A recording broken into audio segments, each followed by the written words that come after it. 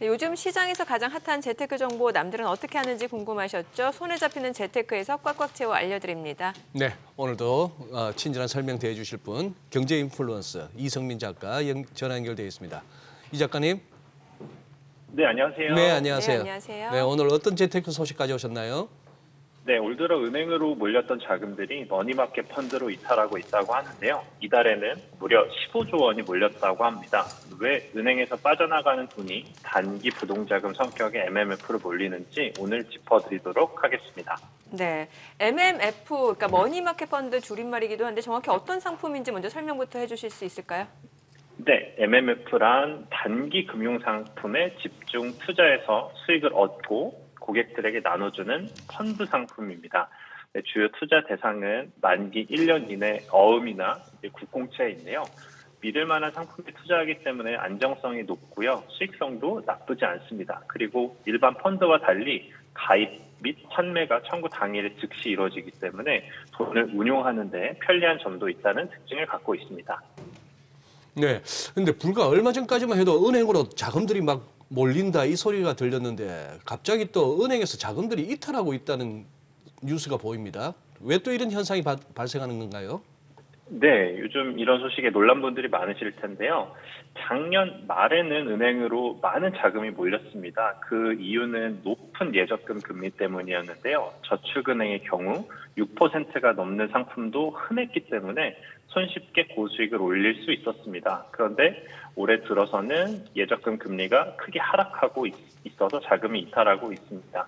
예적금 금리가 하락하는 주요 원인은 금융당국이 은행들에게 정기예금 금리 안정을 주문했기 때문입니다.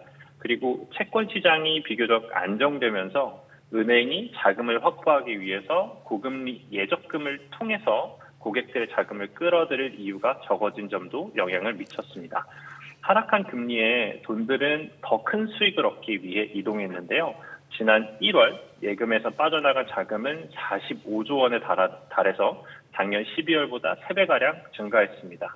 이렇게 빠져나간 돈들은 MMF나 주식 예탁금, 주식형 펀드나 채권형 펀드 등으로 흘러들어갔습니다.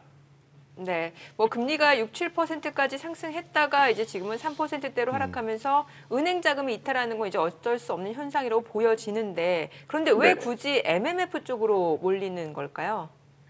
네, MMF의 특징을 아까 말씀드렸는데요. 하루만 맡겨도 어느 정도 수익률을 얻으면서 네네. 언제든 환매할 수 있다는 장점이 크게 작용한 것 같습니다. 직접적인 투자를 하기 전 이제 이자를 받으면서 대기하려는 돈들이 MMF로 몰린 것 같은데요.